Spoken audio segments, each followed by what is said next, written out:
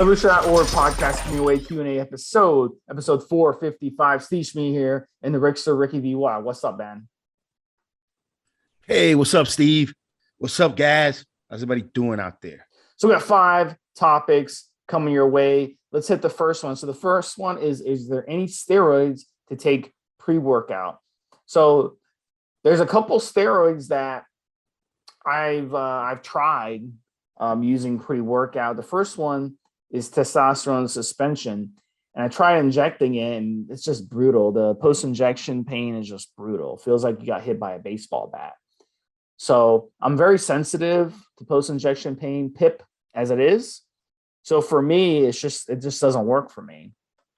The other one is called no ester, and it's a no ester version of trenbolone. And with that one, guys swear by it. They take it and they get a little rush, when they get to the gym. But, in all honesty, in my experience running Tren Ace, Tren no ester, Tren NFA, Tren Hex, it's all the same. I mean, you're going to feel the trend.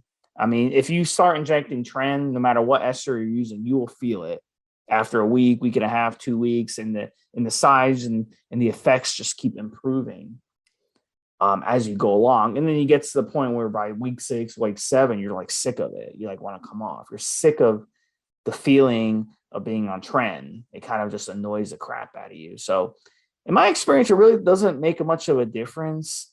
You got to remember, even if you use these no ester compounds, in my opinion, it's not going to make a difference whether you're using a long ester, short ester, whatever, because once it builds up in your system, it's in your system. So, but the one advantage, though, I'll say to using these no ester compounds is if you are a tested athlete, they're not going to find these compounds in your system as easily as they would if you're using a steroid with an ester, because the detectable times are going to be much longer. So I'm not sure the new testing, maybe Rick, you can chime in on that, the new testing that they have, if they're still going to be able to bust you. But I don't think it's going to be as easy. I think that you'll definitely be able to get away with it. If you're tested like 3 days from now and you injected testosterone suspension, I don't think they're going to be able to find it in your system after 3 days because it's in and out of your system same day. You know what I'm saying? So maybe you can chime in on that, Rick. Tell us your experiences. What you said is very correct. Once you're taking injectables, they build up over time.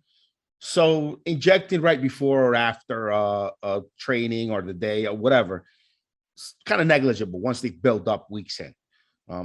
But to answer the question, taking steroids pre-workout that could actually do something, that could actually help. Any of these base no ester steroids you can get from some labs now. You can get trenbolone no ester, testosterone no ester, masteron no ester. There's a lot of no ester single hormone steroids that you can take. And once you shoot it, really, it's gone within a few hours. It's in and out of your system within hours. Testosterone itself started as testosterone suspension back in the 1920s, 30s. It was just pure testosterone, and anyone using it would have to get full effects and good effects out of it would have to shoot it 3-4 times a day to prick themselves to keep levels steady because it was in and out of your system. So those would help.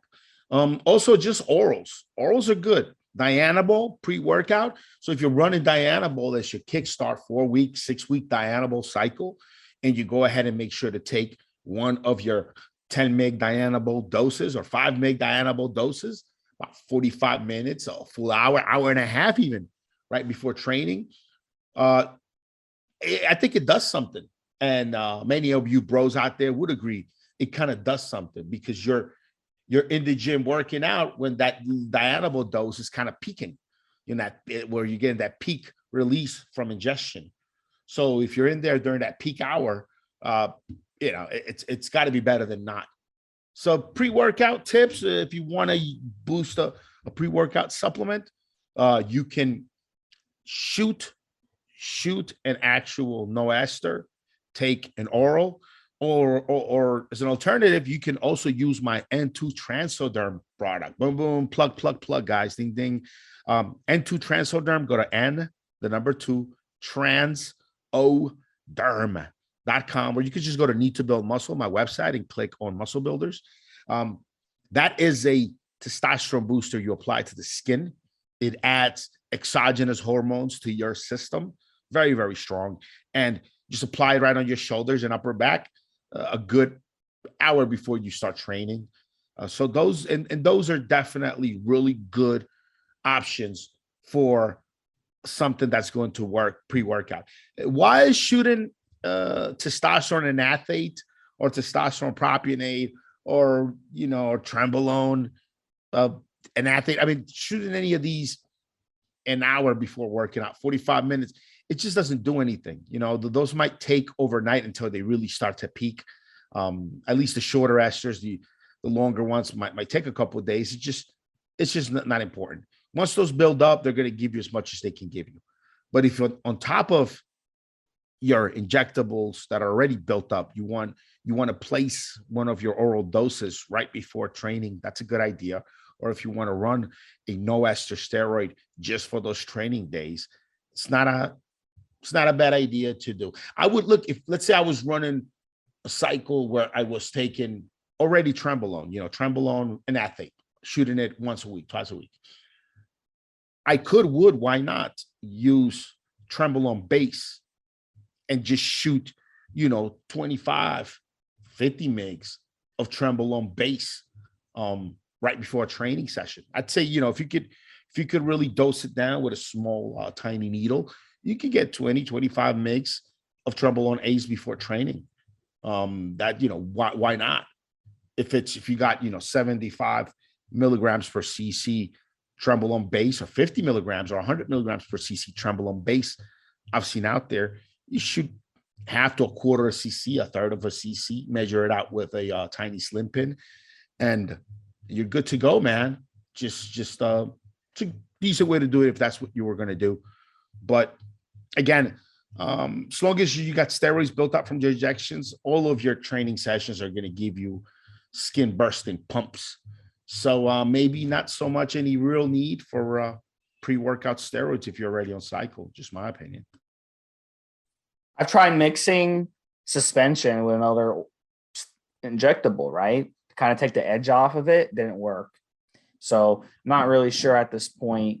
I highly doubt I'll ever mess with this stuff again, but give it a shot. My recommendation is don't order a lot of it.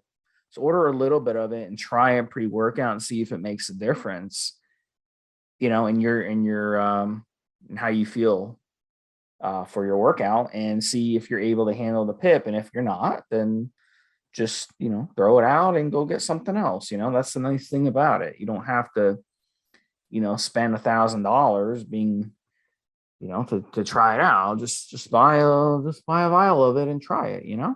That can't hurt just to experiment with things. So next time we're talking about tips on a mild cycle. So this was brung up on the forum. This guy wants to run a Primo and Anavar cycle.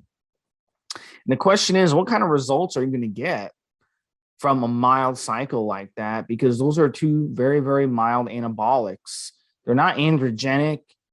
They don't cause androgenic or estrogenic side effects. So you're definitely going to not even feel that effects of aggression. You're not going to get the water retention. You're not going to have those side effects, on your heart as much as other steroids. And but the thing is, you're missing that androgenic kick in the cycle.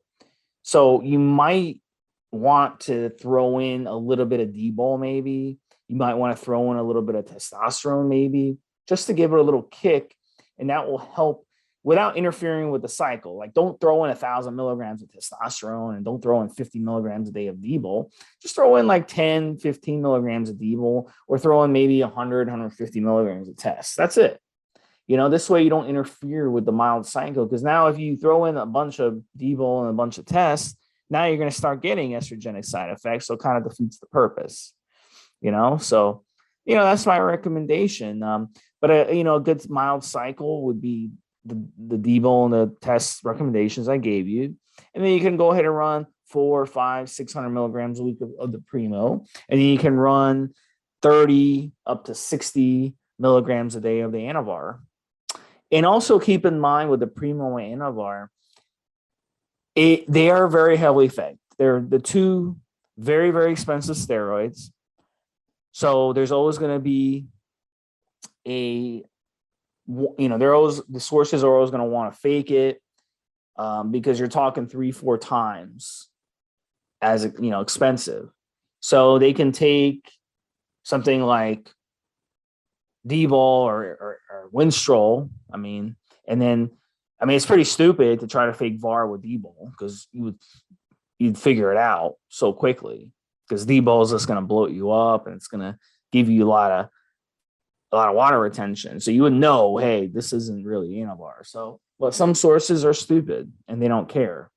So they'll still do that type of thing. So, there's a big difference in price. So for them, they can sell you what you think is Anavar, but it's really D-bol. So you want to be careful. You want to use a legitimate source. That's the number one thing. If you ever use Anavar or Primobolan, you want to use a legitimate source or you're wasting your time. Don't go the cheap route. Don't use your buddy at the gym. You gotta come on the forums and find a real source. That's number one. And then number two, you have to remember also the flip side of this argument is that you gotta temper your expectations. Are you gonna put on 15 pounds on this cycle? No. Are you gonna put on 10 pounds on this cycle? No. Are you gonna put on even 6 pounds on this cycle? Probably not. You're probably going to put on a few pounds, but it's going to be good quality lean muscle mass. It's not going to be a bunch of bloat. So you have to temper your expectations. Are you going to add 50 pounds to your bench press? No. Are you going to add 25 pounds to your bench press? Probably not. You might add 10, 15 pounds to your bench press. It really depends where you're at. Like if you're got a long way to go, then it'll be a lot easier to gain a lot of weight quick on any anabolic steroid. But if you're already, you got a base going, you built your base already, you can't expect to hit PRs, when it comes to your body weight or with how much weight you're doing in the weight room. Rick, what's your thoughts on this one?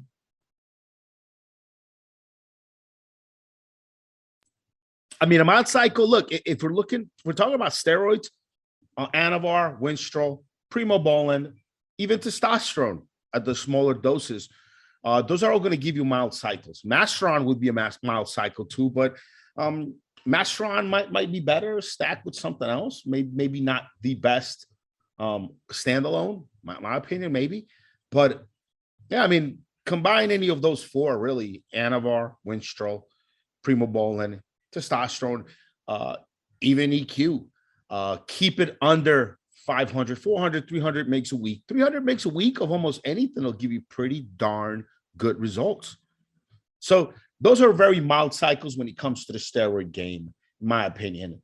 Those are just kind of quick steroids that you can do. You could run, 40, 50 milligrams of Anavar per day. You could do 30 milligrams of Anavar, 30 milligrams of Winstrol, per day. That's fairly mild. And mild, we'd say mild with maybe an asterisk because those are orals and they are going to hurt your liver and you will need to take some Entugard for liver support along with the products.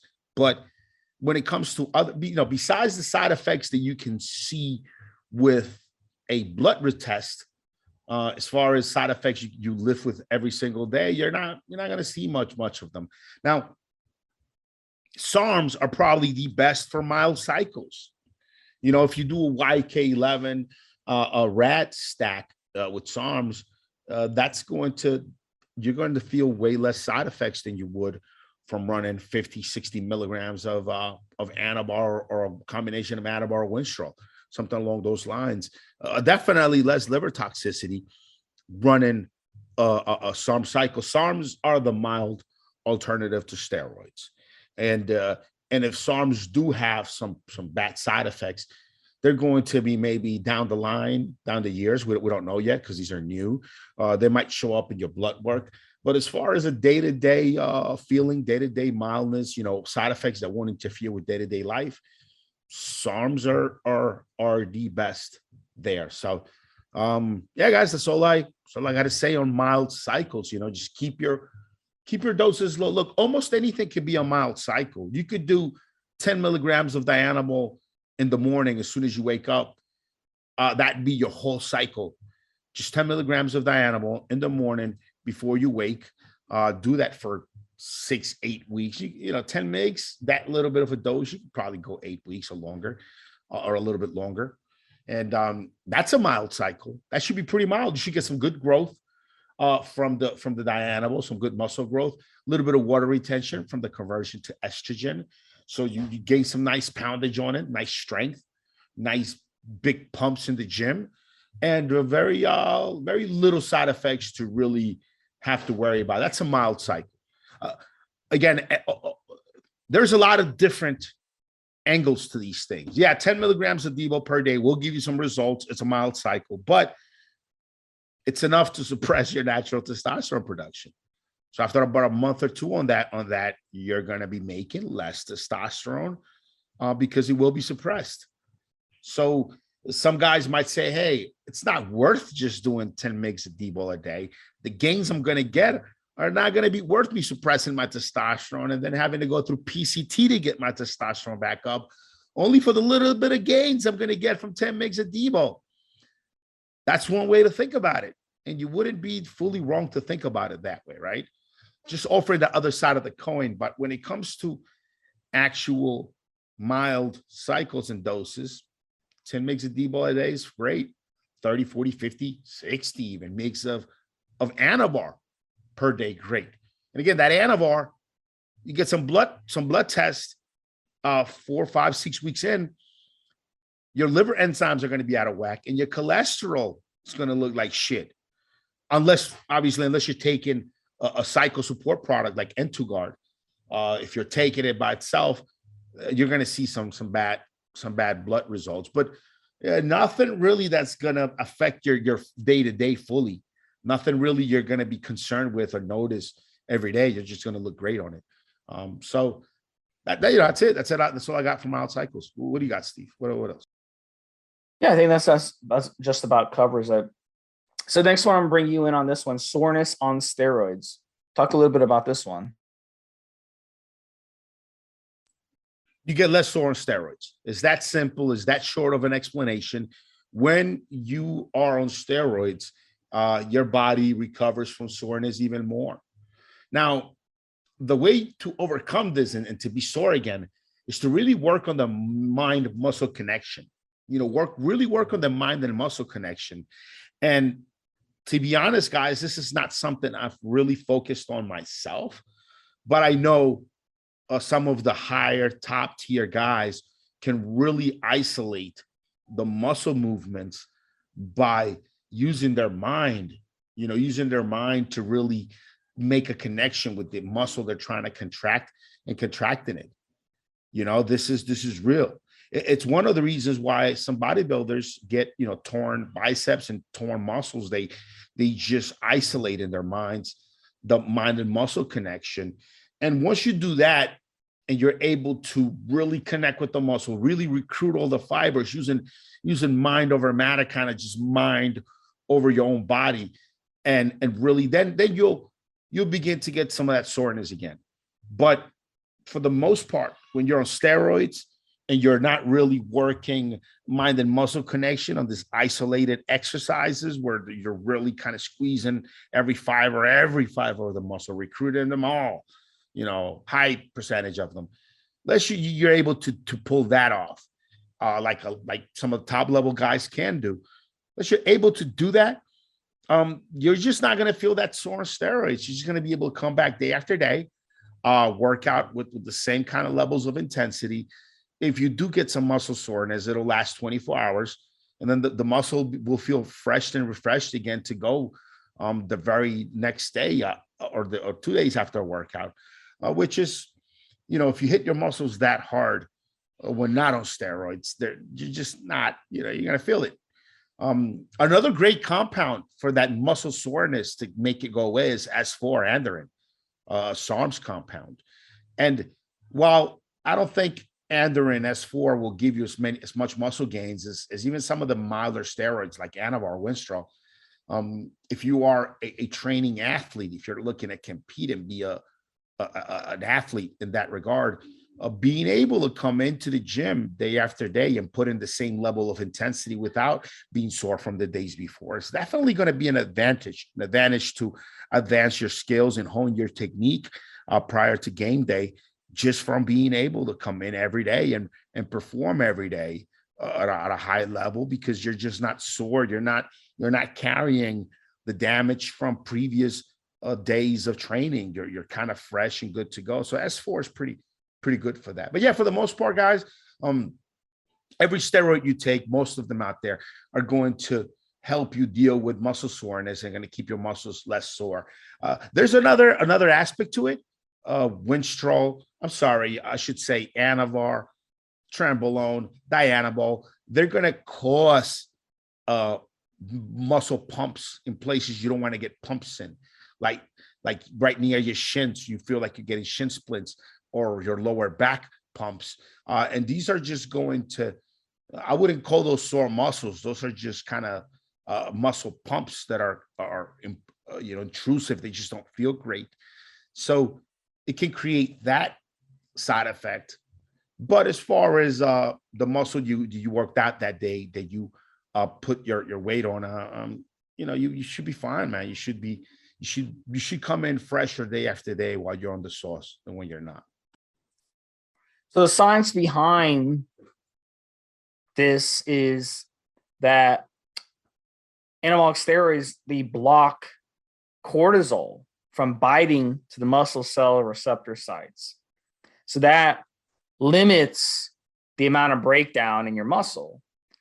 So not just when you're working out and breaking down the muscle, but also after. So now that kind of makes sense why you get less sore.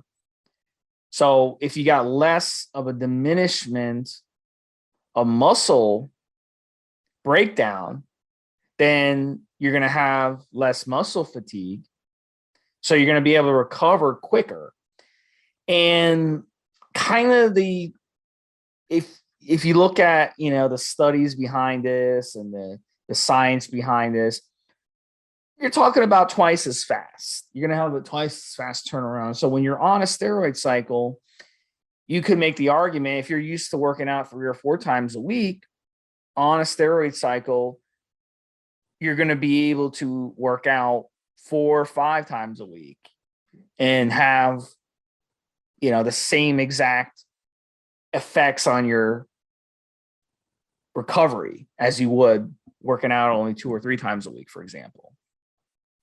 So that's the way anabolic steroids work. But the thing is, if you're working out harder on anabolic steroids, if you're pushing yourself a lot harder on anabolic steroids, it can even itself out. This phenomenon can even itself out. So don't be one of those guys who just works out hard on anabolic steroids and then off steroids, you only work out like twice a week.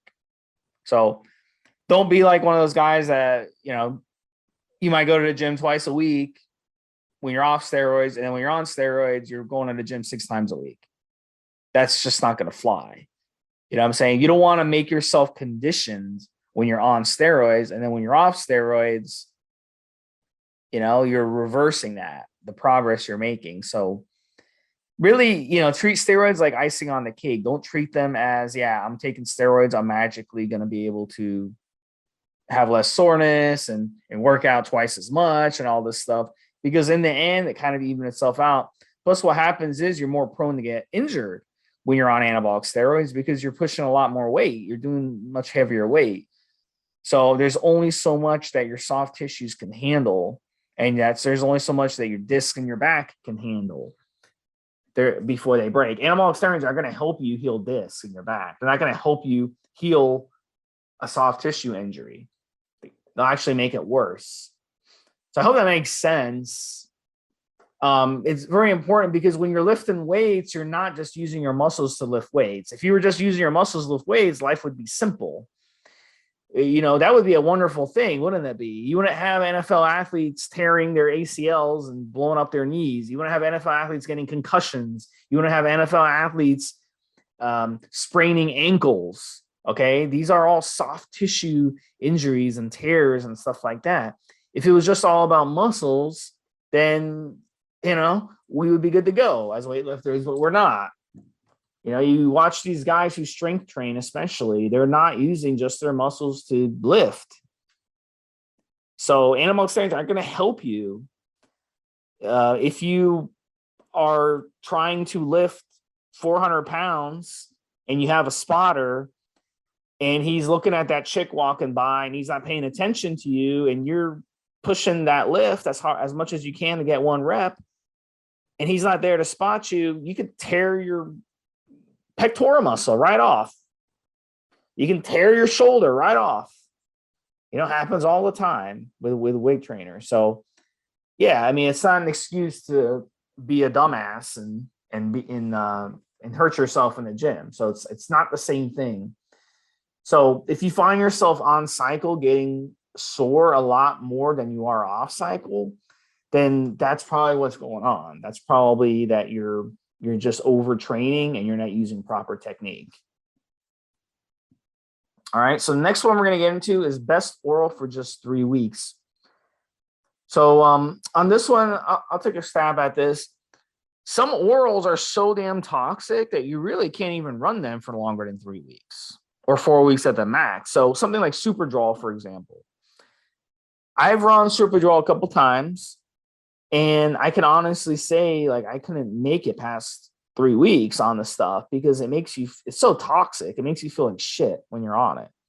It just makes you feel fatigued and tired and you sleep shitty. And it ruins your appetite. It ruins your sleep. It just makes you feel like crap, man. So for me with Superdrol, running it 3 weeks is ample. Really, you don't need to run it longer than 3 weeks. Another one, Halo is really, really powerful, and also it's very, very toxic in the body. So if you run Halo, do you really want to push it past 3 weeks? Another one, Anadrol is one you can go 3-4 weeks, but I want to go any longer, because what happens is on Anadrol is you get a bunch of side effects. Number one, it binds to estrogen receptors, although it doesn't aromatize into estrogen. So that's very tricky because you can't take an AI to combat that. So if you're prone to estrogen problems and you have a history of gynecomastia issues, Anadrol is not a good choice because it's very difficult to fight off those estrogenic side effects. It's very androgenic, so you get all the androgenic side effects, like it hammers your lipids, your cholesterol, your heart health, your blood pressure, all that stuff. It's liver toxic. And by liver toxic, it's going to strain your liver because your liver, it's basically 17 alpha alkylated, right? So your liver is going to have a tremendous amount of pressure on it. And that helps it bypass the liver, so it works a lot more potent than something that wasn't 17 alpha alkylated, right? But there is a detriment to it, is that it's going to hammer the shit out of your liver. And then, it comes with the DHT side effects because it is a DHT derivative. That means your head hair follicles get fried, your prostate gets hammered really hard, your skin could have some effects. So Anadrol has a lot of side effects. So do you really want to push it past 3 weeks, 4 weeks? If you do, those side effects are going to continue to multiply. You're taking a huge risk. So those are some orals really. You just want to stick to 3-4 weeks for those reasons that I mentioned. I've seen a lot of pro hormones too over the years really mess people up, especially younger guys. There's pictures of guys on the forum, Rick, with yellow eyes, and they're really, really young. And because they took these pro hormones that were over the counter, because they used to be over the counter, you could just buy them in a supplement shop or you could buy them online with a credit card, and they were legal. But sometimes these pro hormones in a lot of cases are even more harsh than anabolic steroids themselves. So you're having younger guys getting yellow eyes and stuff, and that's jaundice. That's liver. Their liver becomes so toxic that those are the side effects they get. It's really not a good thing at all. So it's really yeah. I mean, there's different issues that come up, but if you ever have any types of side effects like that, you really need to come off right away. It's really a bad idea. It's putting a tremendous amount of stress on your body.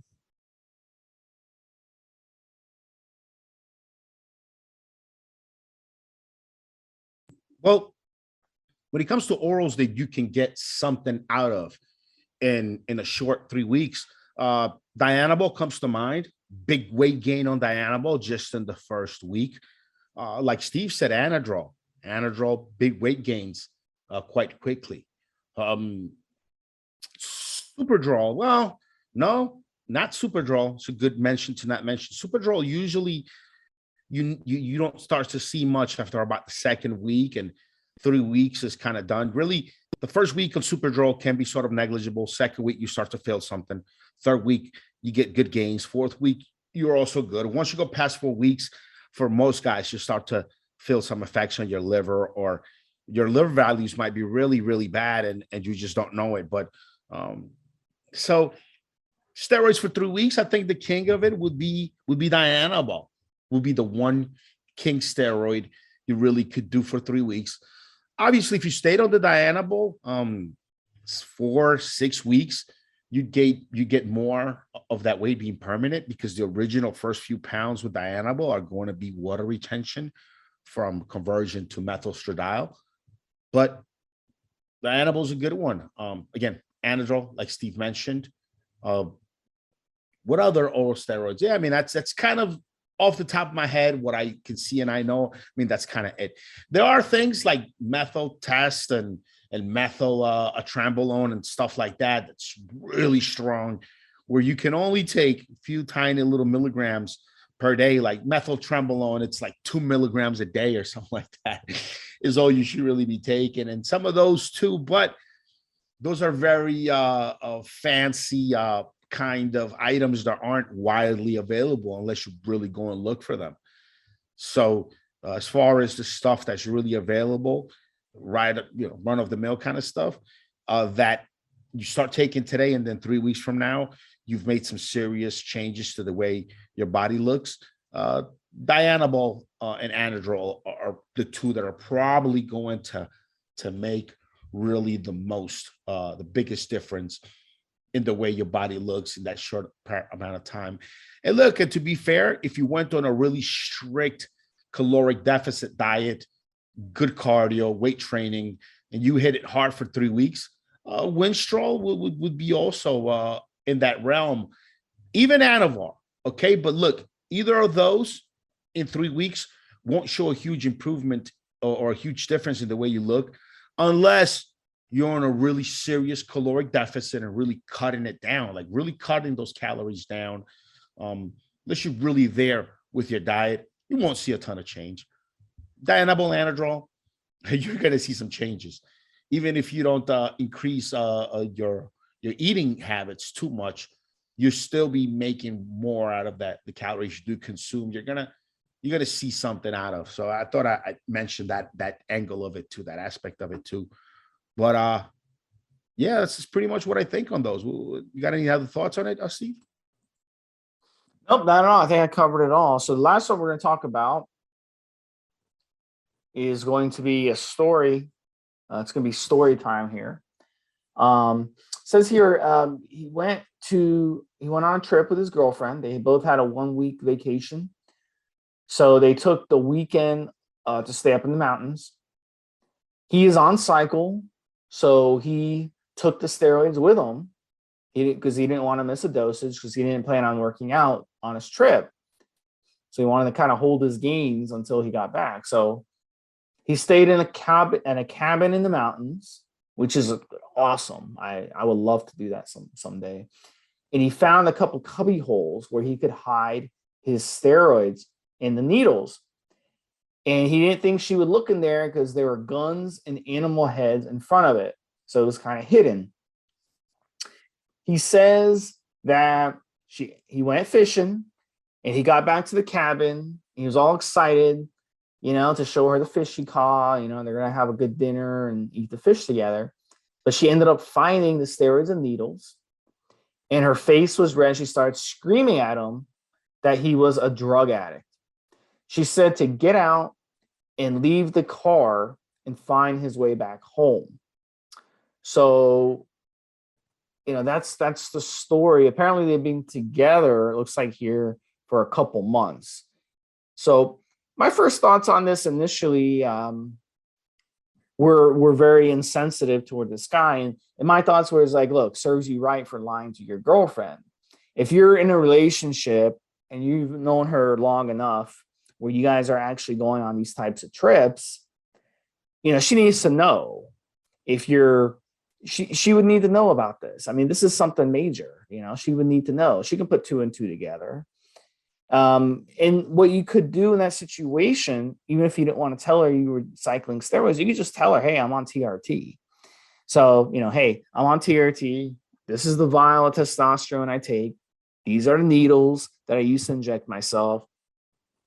That's it. And a lot of people understand that because everyone and their mom these days is going on TRT. So I don't think it's a big deal if you would have done that. That would have been my advice.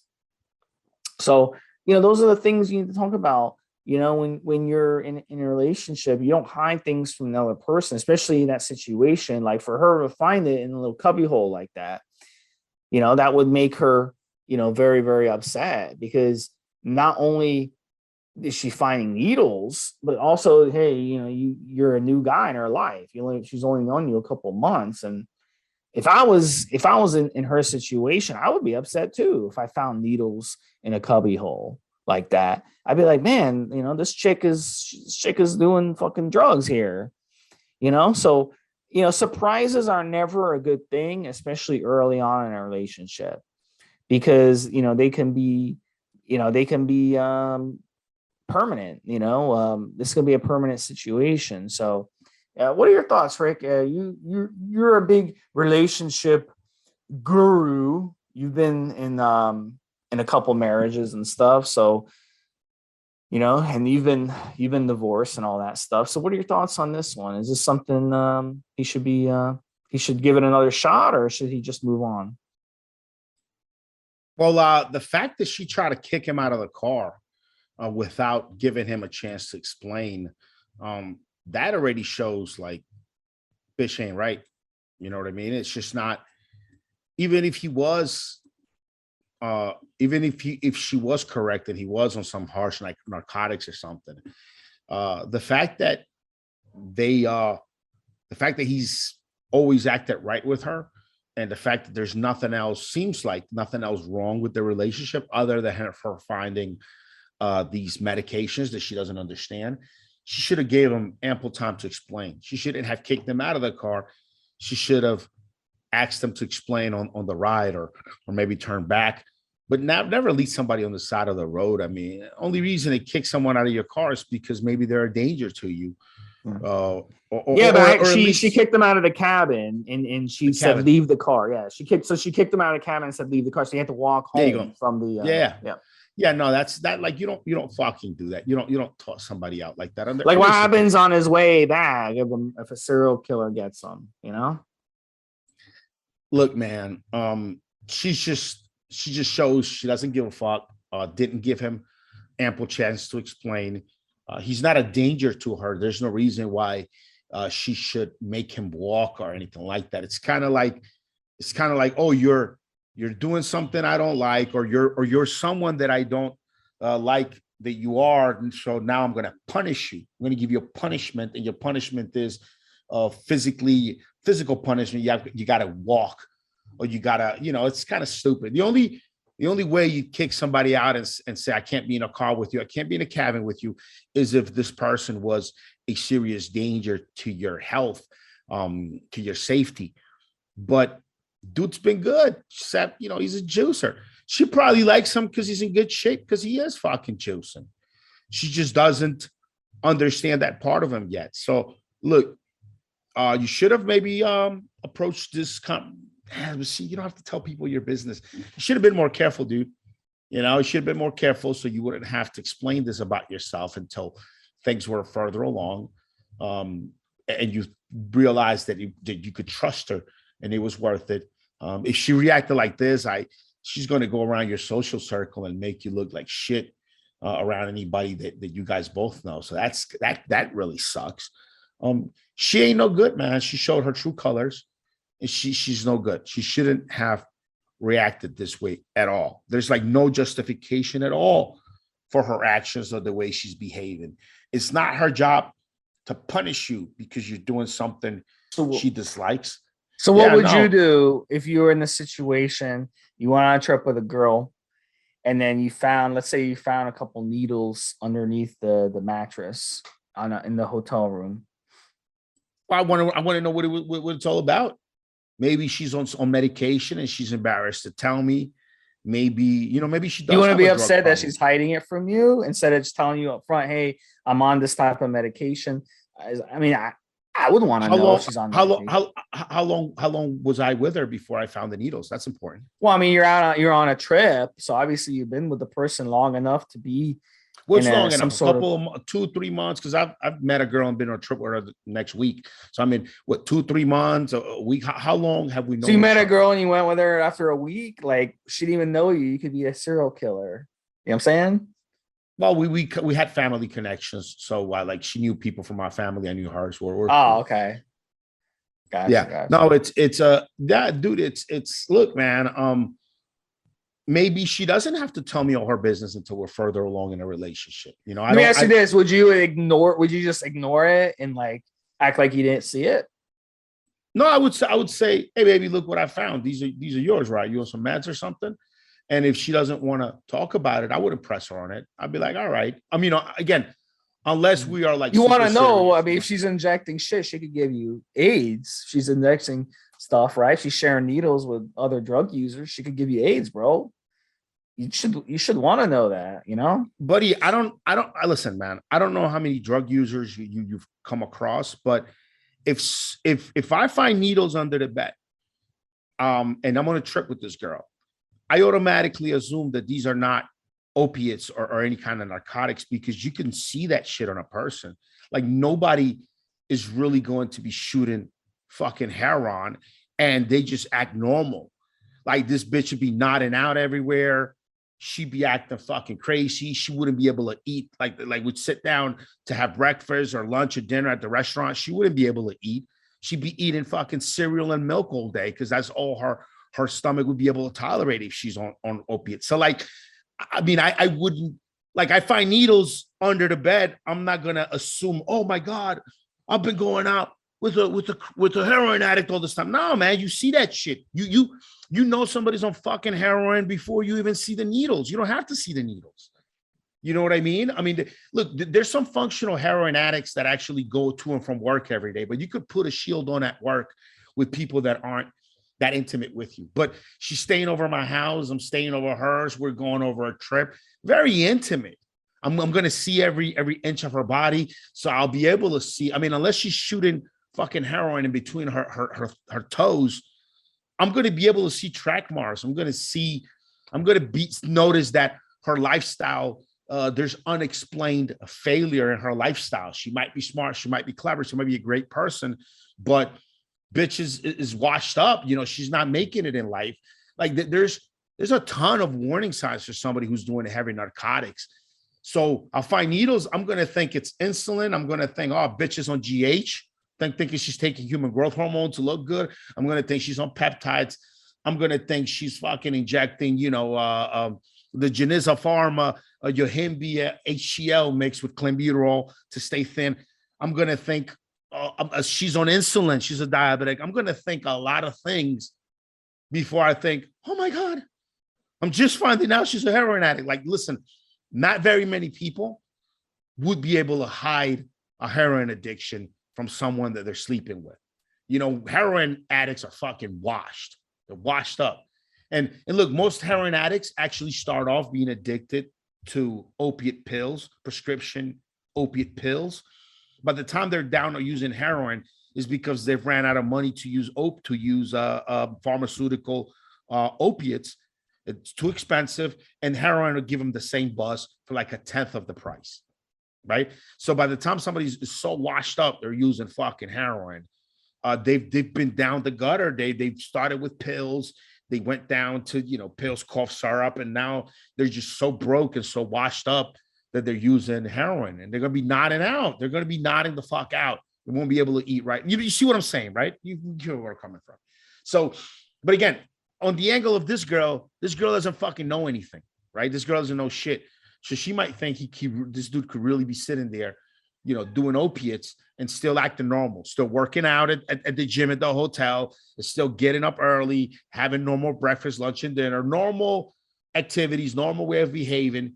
He's just on heroin. Like that just doesn't happen. She probably doesn't know enough to figure that out. And the fact that she won't give homie a chance to explain, I can see her kicking him out and saying, you find your own way home. If he at some point, there was an argument, something happened, and if he at some point showed that he could be a real danger to her safety, even if she never seen needles, I could understand her not wanting to be in the same car in the same cabin with him. But if everything else is fine, if she's comfortable with him, everything's good. She just found some needles. This needs to be a 1, 2, 3, 4 night in a row conversation, trying to figure this shit out, trying to figure out what's going on and what it means to her. Not just a very close-minded person, someone that just shows someone who's not on the search of truth, but someone who thinks they have all their truths and they're not gonna give you a chance to explain. And that's the part that's the worst part about the story is she's not giving them a fucking chance to explain. She's not giving them that chance. And that's fucked up. So did that happen to you? Is that why you're so sore about it? I've been in situations where things seem worse than they are and not given a chance to explain. And that's already a pattern of behavior that you don't want to come near. You don't want to be around someone that behaves like that. It's just what it is. Lucy, you have some explaining to do. What's that from? That's I love Lucy. Come on, man. Ricardo. Dude, how do you know that?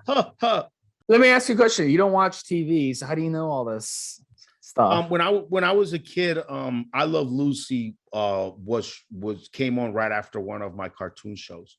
So I remember like I Love Lucy coming on. You said you never watched TV.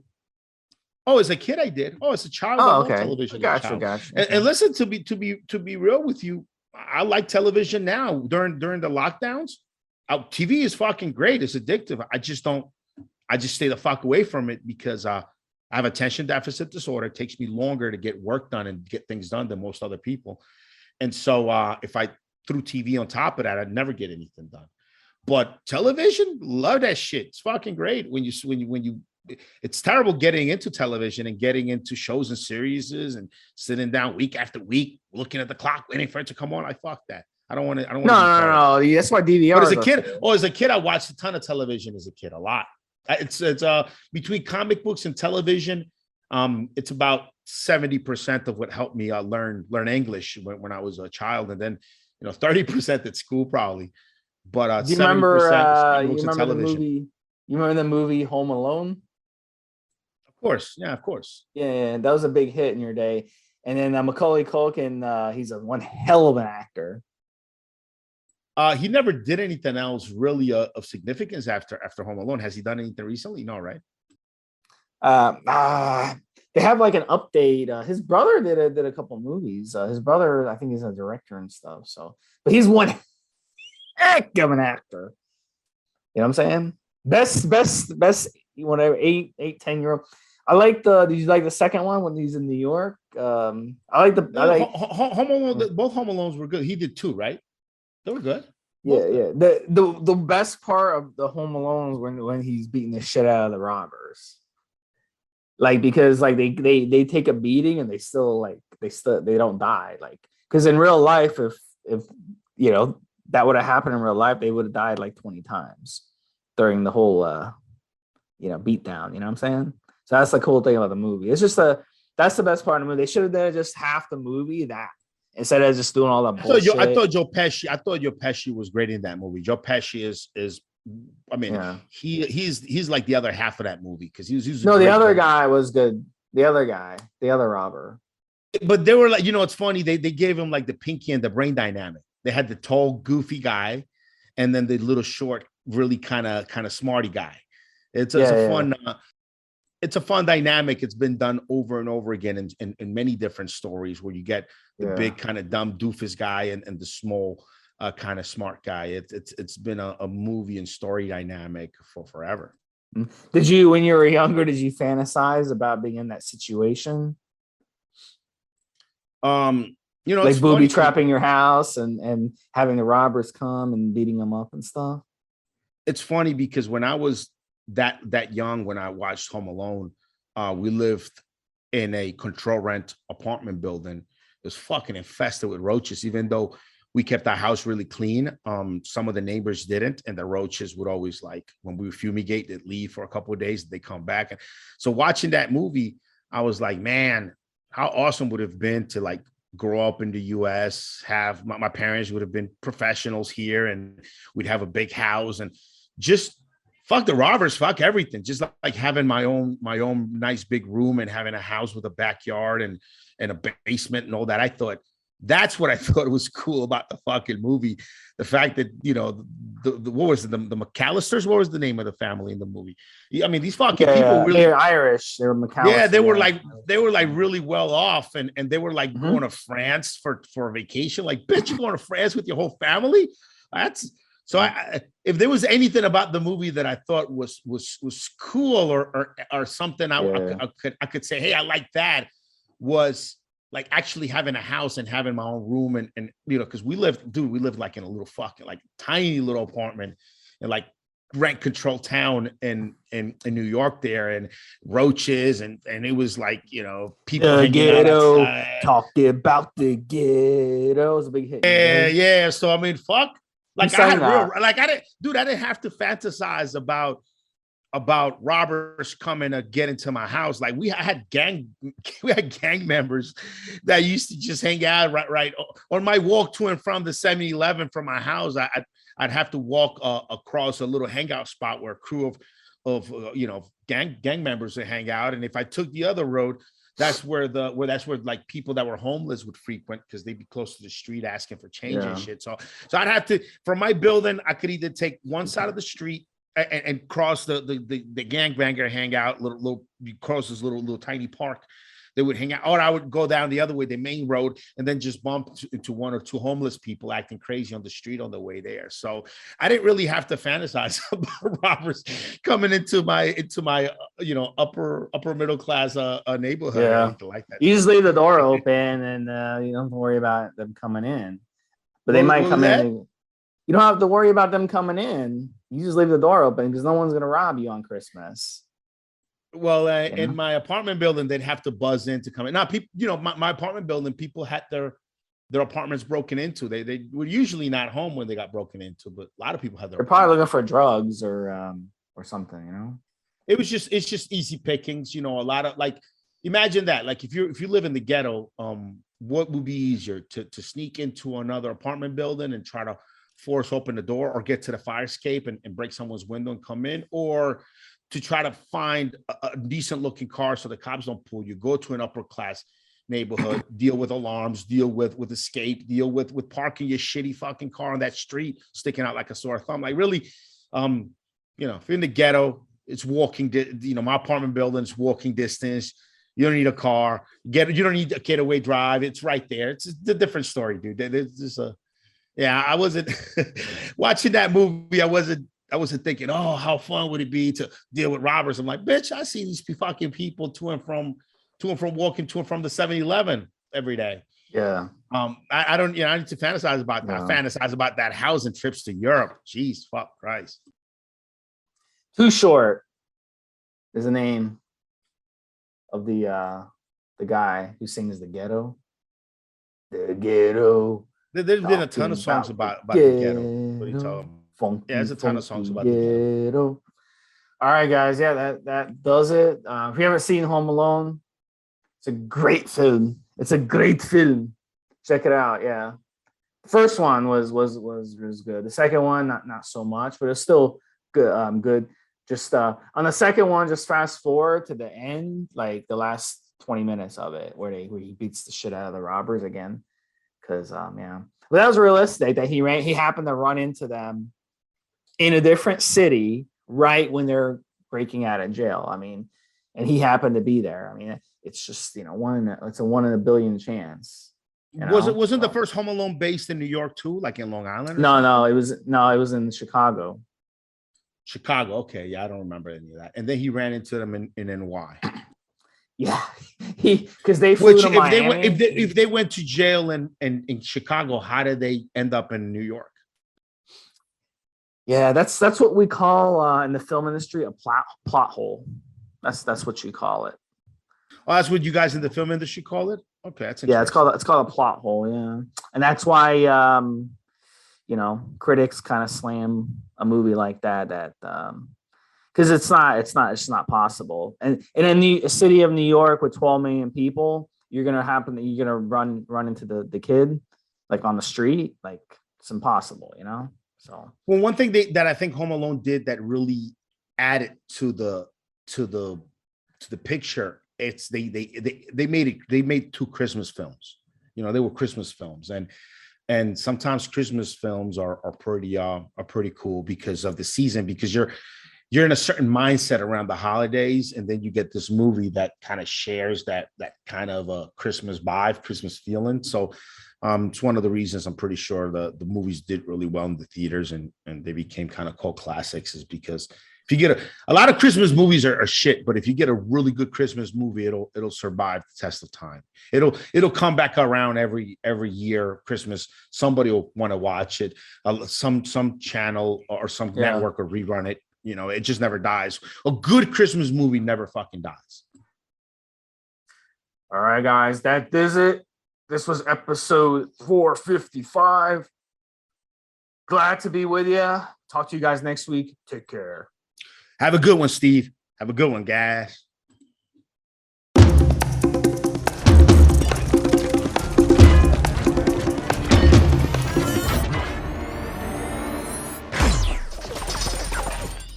Guys, this is the required legal disclaimer. We are only sharing our experience from years of steroid use. We are not doctors, and none of what we say should be regarded as medical advice. Always check with your doctor before taking any drugs or starting any training program.